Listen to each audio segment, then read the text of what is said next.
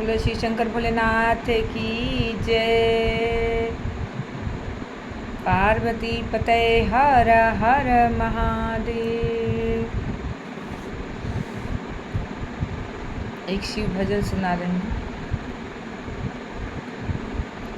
हाथ में त्रिशूल गरवा, हाथ में त्रिशूल गरवा, लगवा के हार रूपवा मनवा मोहेला, होके नंदी पे सवार रूपवा मनवा मोहेला। एक हाथ डमरू दूजे सोहे तीर सुलिया, भगतन के गुजत बाड़ी भारी जय करिया। चंदा के मुकुटवा शोभे, चंदा के मुकुटवा शोभे, भोले के कपार रूपवा मनवा मोहेला, रूपवा मनवा मोहेला, होके नंदी पे सवार रूपवा मनवा मोहेला, होके नंदी पे सवार रूपवा मनवा मोहेला।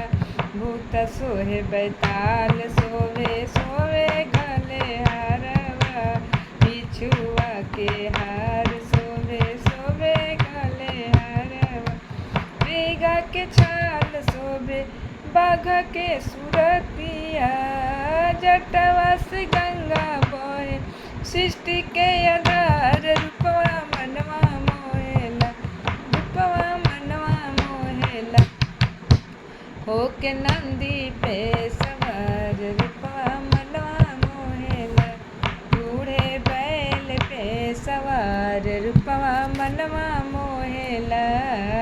हाथ में त्रिशूल गरवा, हाथ में त्रिशूल गरवा, नगवा के माला रूपवा मनवा मोहेला, होके बैल पे सवार रूपवा मनवा मोहेला, रूपवा मनवा मोहेला।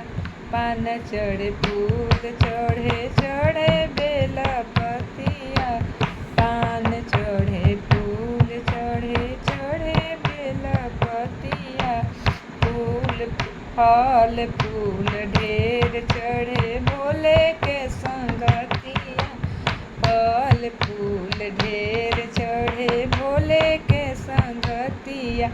बाबा के दुआर शोभे, बाबा के दुआर सोहे, भोले के सिंगार रूपवा मनवा मोहेला, रूपवा मनवा मोहेला, होके नंदी पे सवार रूपवा मनवा मोहेला, बुढ़वा बैल पे सवार रूपवा मनवा मोहेला, रूपवा मनवा मोहेला, गरवा नागवा के हार रूपवा मनवा मोहेला, गले नागवा के हार रूपवा मनवा मोहेला, काने बिछुआ के झुमका रूपवा मनवा मोहेला, रूपवा मनवा मोहेला। हर हर महादेव।